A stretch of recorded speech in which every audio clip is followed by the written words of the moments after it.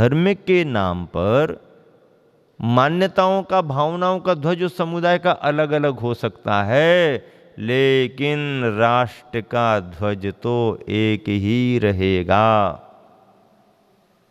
दो ध्वज संभव ही नहीं है, होते ही नहीं है। करना गलत ही था, चला आया है तो गलत ही हुआ है। और अब यदि एक कर दिया गया है तो बहुत अच्छा हुआ है। इसी की जरूरत पूरे राष्ट्र को थी, राष्ट्र का ध्वज एक होना। बाकी अपने अपने धर्म के, समुदाय के ध्वज कितने भी हों, कोई दिक्कत नहीं है। जिसकी जो भावना से जो भी ध्वज बनाओ बना लो, उसका धर्म ध्वज है वो। धर्म करने में किसी को बाधा नहीं, धर्म का संदेशा लिखने में, देने में कोई बाधा नहीं। लोकतांत्रिक राष्ट्र तो वही होते हैं जो सभी को धर्म की मान्यताओं के लिए, धर्म की प्रभावना के लिए स्वतंत्रता देते हैं, सबको संरक्षण भी देते हैं। तो धर्म के कार्यों के लिए स्वतंत्रता सबको है, लेकिन वो सारे धर्म समुदाय राष्ट्र ध्वज के नीचे ही रहेंगे। ऐसा नहीं कर सकते कि हम धर्म ध्वज का ही सम्मान करेंगे, राष्ट्र ध्वज का सम्मान नहीं करेंगे। ऐसा नहीं कर सकता, कोई भी धर्मात्मा नहीं कर सकता, कोई भी धर्मात्मा। राष्ट्रगान होता है, प्रत्येक नागरिक को उसका सम्मान करना पड़ता है। राष्ट्रगान के समय रुकना पड़ता है, क्योंकि राष्ट्रगान के प्रति बहुमान है। राष्ट्रध्वज फहराया जा रहा है, प्रत्येक नागरिक को उसका बहुमान करना पड़ता है। अब त्यागी वृत्ति संतों की बात अलग है कि वो इन सब व्यवस्थाओं से परे हैं, इसलिए वो वैसा अभिवादन नहीं करते हैं, वो उसकी व्यवस्था में नहीं आते हैं, नहीं करते हैं, बात अलग है। लेकिन उनके भावों से, उनके शब्दों में राष्ट्रध्वज का अपमान कभी नहीं होता है। राष्ट्रध्वज के अपमान की भी वो प्रेरणा नहीं देते हैं, वो राष्ट्रध्वज के सम्मान की प्रेरणा ही देते हैं। क्योंकि कोई भी धर्म का गुरु किसी भी राष्ट्र के ध्वज के अपमान करने की प्रेरणा नहीं दे सकता है। धर्म के संरक्षण भी, धर्म समुदायों का संरक्षण भी राष्ट्र नायकों के द्वारा ही तो होता है। इसलिए राष्ट्र के ध्वज का सम्मान प्रत्येक नागरिक को करना पड़ता है। और इस तरह 36 में 3 और लग जाए तो 363 हो गए, और 363 मतों का उद्भव हुआ तो फिर जो परस्पर एक दूसरे के खून के प्यासे होते हैं और जिनका दर्शन सुलभ है आज इस धरती पर, मतलब वो तो जगह जगह दिखाई दे रहे हैं, एक दूसरे के अस्तित्व को स्वीकार नहीं कर रहे हैं, एक दूसरे से झगड़ने को तैयार हैं, आदि आदि। तो 363 मतों में अपना अपना झंडा लिए घूमने वाले बहुत हैं। अपनी मान्यताओं का झंडा भले ले लो, लेकिन राष्ट्र ध्वज को तो मानना ही पड़ेगा। राष्ट्र ध्वज के बगैर किसी भी समुदाय का धर्म ध्वज सुरक्षित नहीं रह सकता है।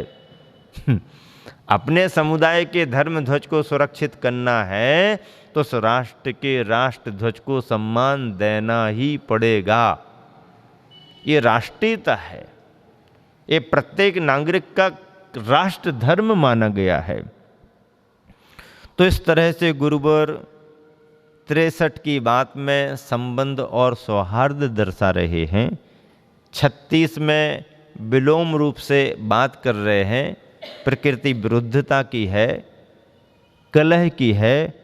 और 36 में यदि 3 और लग गए तो 363 में तो फिर मतांतर बहुत हो जाते हैं। कुंभ पर ये संख्याएं लिखी हुई हैं और इन संख्याओं से संदेशा दिया जा रहा है। कुंभ पर हुआ वह सिंह और श्वान का चित्रण भी अब सिंह और श्वान भी बन गया कुंभ पर। सिंह भी बनाया है और श्वान यानी कुत्ता भी बनाया है। आचार्य ने जो कुंभ तैयार किया मूक माटी में, खूब सजाया है, खूब लिखा है। इतना तो ये कुंभकार भी नहीं लिखते हैं, इतना तो ये भी नहीं बनाते हैं, लेकिन मूक माटी में जो कुंभ तैयार हुआ है उस पर कुंभकार के द्वारा गुरुवर ने अच्छा शिल्पन कराया है। कुंभ पर हुआ वह सिंह और श्वान का चित्रण भी बिना बोले ही संदेश दे रहा है। दोनों की जीवनचर्या चाल परस्पर विपरीत है। पीछे से कभी किसी पर धावा नहीं बोलता सिंह, पीछे से कभी किसी पर धावा नहीं बोलता सिंह, गरज के बिना गरजता भी नहीं, जरूरत के बिना गरजता भी नहीं। गरज यानी जरूरत, तो गरज के बिना गरजता भी नहीं और बिना गरजे किसी पर बरसता भी नहीं। हाँ, चुपचाप नहीं, पहले कहेगा सावधान मैं आ रहा हूं। हाँ, भागना हो तो भाग जाओ, मैं देखता हूं। हाँ, गर्जना करके सावधान करता है, बनराज आ रहा हूं, बचना हो भागना हो तो भाग जाओ, मैं आ रहा हूं। चुपचाप नहीं।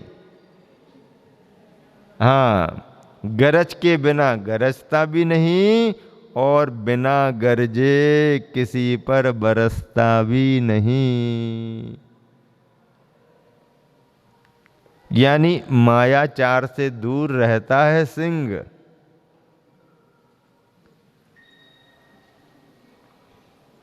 सिंह की एक प्रकृति है, भूखा होगा तो ही शिकार करेगा, जरूरत नहीं है तो कभी भी शिकार नहीं करता। आजू बाजू में घूमते रहें, खेलते रहें, फिरते रहें, कभी किसी जीव को पकड़ता नहीं। मनोरंजन के लिए कभी नहीं करता सिंह, मनोरंजन के लिए कभी नहीं करता, सताने के लिए कभी नहीं करता है। उसको जरूरत होती है तो करता है। और फिर सायरन बजा के करता है। हाँ, सायरन बजा के करता है। इसका सायरन है, हाँ, घंटी बजा करके करता, मैं आ रहा हूं। बाद में नहीं कहना कि तुमने घंटी नहीं बजाई। हाँ, एक बात, मतलब यदि भूख नहीं है तो शिकार नहीं करता। शिकार करता है ये अच्छी बात नहीं, हिंसा मानी जाती है, लेकिन उसकी प्रकृति है कि पेट भरा होगा तो कुछ नहीं करेगा, सोता रहेगा, बैठा रहेगा। आजू बाजू से भी निकल जाएंगे कोई तो कुछ नहीं करेगा। भूखा होगा तो दौड़ धूप करेगा, पेट भरने के लिए करेगा। फिर दूसरी बात ये भी है, किसी दूसरे के शिकार को स्वीकार भी नहीं करता। नहीं मिलेगा तो उपवास करेगा। उपवास नहीं मतलब ऐसे ही रह जाएगा, लेकिन किसी के शिकार को ग्रहण नहीं करेगा। कोई दूसरा करके गया है, नहीं, राजा है, बिना हाथ पैर चलाए कुछ लेंगे नहीं, अपने हाथ पैर से नहीं मिलेगा तो यूं रहेंगे, अन्यथा नहीं। पिंजरे में बंद होने के बाद मजबूरी में कुछ भी करना पड़े, वो मजबूरी है जीवन के लिए। जंगल में तो खुला है, जंगल में खुद अपने पुरुषार्थ से करता है और जितना आवश्यक होता है उतना ही करता है। आज का छोड़ दिया तो कल ग्रहण नहीं करेगा, जब जरूरत होगी तब फिर देखेगा, संचित करके भी नहीं रखेगा, बाद में मिला कि नहीं मिला। ये लोभ मोह माया इंसानों में ज्यादा है, जानवरों में नहीं। हाँ, सिंह में नहीं। इस तरह से कुछ उसकी विशेषताएं भी हैं। क्रूर जाति है, हिंसक जंतु माना जाता है, ठीक है, निंद पर्याय है, पर उसमें भी उसके कुछ स्वभाव अच्छे हैं। स्वभाव की बात है, उस त्रियंच की कोई बात नहीं। फिर भव्यात्मा की दृष्टि से तो किसी जीव की निंदा कर भी नहीं सकते हैं, क्योंकि यदि सिंह को बुरा कह देंगे तो सिंह का जीव ही तो महावीर बना, और सिंह के जीव ने तो महावीर से अणुव्रत लेकर के संलेख ना ली, तो सिंह ने संलेख ना ली, शास्त्रों में नाम आया, अब उसकी बुराई कैसे कर सकते हैं। हाथी ने संलेख ना ली, आगे चल के पारसनाथ भगवान बने। कोई जीव अच्छा बुरा नहीं, परिणाम सुधर गए, प्रवृत्ति बदल गई, कोई भी जीव अच्छा हो सकता है। परिणाम बिगड़ गए, प्रवृत्ति बिगड़ गई, कोई भी जीव बुरा हो सकता है। इसलिए तो अपने यहां पर कहा घृणा पापी से नहीं, पाप से करनी है, व्यक्ति से नहीं, उसकी बुराई से करनी है। बुराई को छोड़ करके तो कोई भी परमात्मा बन जाता है। तो ये श्वान और सिंह की चर्चा चल रही, सिंह की विशेषताओं को बता दिया, परंतु श्वान सदा पीठ पीछे से जा काटता है, पैर पकड़ता है, पीछे ही से पकड़ता है, आपको भनक तक नहीं लग पाएगी और आकर के दबा लेगा आपके पैर को। श्वान दबे दबे पांव आएगा और कब उसने मुंह लगा दिया पैर में पता भी नहीं पड़ता। परंतु श्वान सदा पीठ पीछे से जा काटता है, बिना प्रयोजन जब कभी भौंकता भी है, कोई जरूरत भी नहीं है तो भी भौंक रहा है। वैसे ही अपना मोबाइल चालू रखे है, खर्चा बढ़ा रहा है जरूरत हो तो बात कर लो, जरूरत नहीं है तो बात काहे को कर रहे। उसका तो काम ही सुबह से ही शुरू हो जाता है।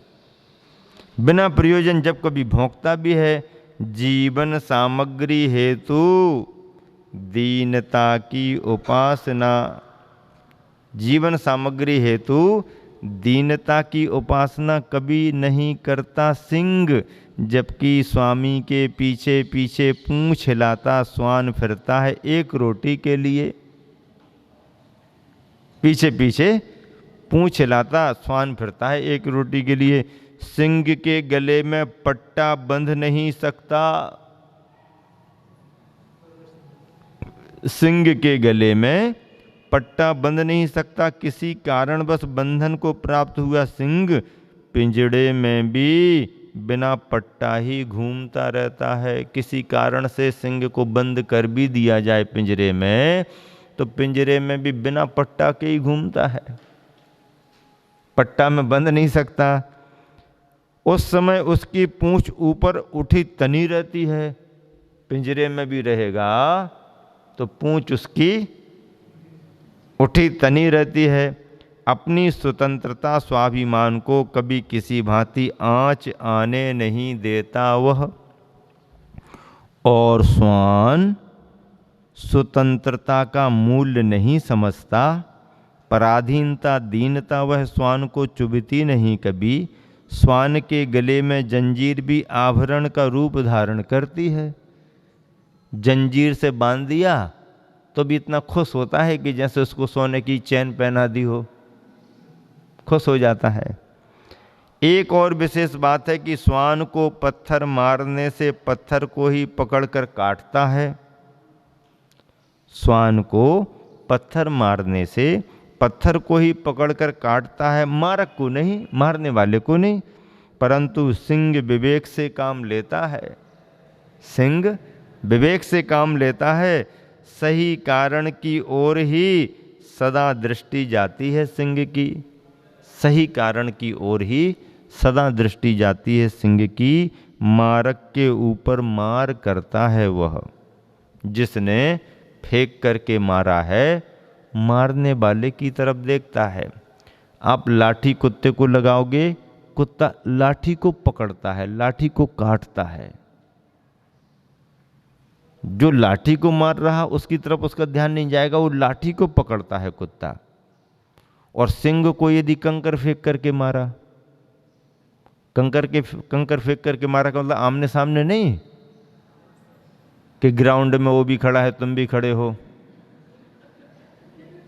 हैं सामने सिंह आ गया तो एक थोड़ा सा कंकर मार दिया उसको, आमने सामने की बात। हाँ, माटी का खड़ा हो बाजार में तो भले कंकर मार दो माटी को तो मार सकते हो, सामने सामने कहीं आ जाए, रुको जरा हम देखते हैं तुम्हारे लिए, नहीं।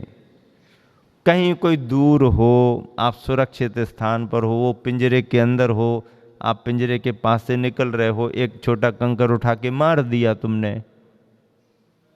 अपने को सुरक्षित महसूस करते ही करोगे ना तुम। शरारत आदमी कब करता है? आदमी शरारत कब करता है? जब अपने को सुरक्षित महसूस करता है तभी शरारत करता है। और जो परेशानी में फंसा है वो तो अपनी ही परेशानी दूर नहीं कर पा रहा, शरारत करेगा क्या? शरारत कब करेगा? जब सुरक्षित है, कोई उसको विकल्प नहीं है, तो फिर उठा पटक करेगा। और जब परेशानी में पड़ा हुआ है, अपने ही बचाव में लगा हुआ है, तो दूसरे को क्या करेगा? तो सिंह को यदि कंकर फेंक के मारो तो कंकर लग जाता है, नीचे गिर जाता है। सिंह कंकर की तरफ नहीं देखता, ये कंकर आया कहाँ से, मारने वाला कौन है, फिर वो धीरे से ऐसा मुड़ करके देखता है कहाँ से आया है। कुत्ता ऐसा नहीं करता, श्वान ऐसा नहीं करता, सिंह करता है। ये दोनों में फर्क है, प्रकृति में फर्क है। तो यही आचार्य श्री कह रहे हैं कि सिंह मारने वाले की ओर देखता है और श्वान लगी हुई वस्तु को ही पकड़ता है। श्वान सभ्यता संस्कृति की इसलिए निंदा होती है, श्वान सभ्यता संस्कृति की इसलिए निंदा होती है कि वह अपनी जाति को देखकर धरती खोदता है, गुर्राता है। अपनी जाति को देख करके ही धरती खोदता गुर्राता है। सिंह अपनी जाति में मिलकर जीता है। राजा की वृत्ति ऐसी ही होती है, होनी ही चाहिए। एक ऐसा हमने सुना कि गांव का एक परिवार तीर्थ यात्रा के लिए निकला, बैलगाड़ी से निकला। उस समय बड़े साधन नहीं थे, कार वगैरह की व्यवस्था नहीं थी। बैलगाड़ी तैयार की, तीर्थ यात्रा को जाना। अब जब चलने को तैयार हुई है तो कुत्ता भी साथ में लग गया। अब इनको विकल्प हुआ कि अब कुत्ता चले तो भी दिक्कत है और छोड़ के जाए तो भी दिक्कत है। अब परिवार वहां जाएगा, परिवार के आसपास रहता था, तो कुत्ता ये क्या करेगा? सबने सोचा चलने दो, क्या है, अपनी गाड़ी चलेगी, धीरे धीरे ये भी चलता रहेगा। चलते गए, गांव गांव गांव गांव, इस गांव से उस गांव, इस क्षेत्र से उस क्षेत्र निकल गए। अब जब बहुत आगे निकल गए, कुत्ता को बहुत परेशानी हो, जहां भी जाओ वहीं परेशानी, जहां भी जाओ, जिस नए गांव में जाओ वहीं मिलने जुलने वाले उसके आ जाते और परेशान करते, जहां भी जाओ परेशान। अब ये तो बैलगाड़ी में बैठे निकल जाएं, उसको परेशानी हो। यात्रा पूरी नहीं हुई, बीच यात्रा में से ही कुत्ता वापस आ गया गांव।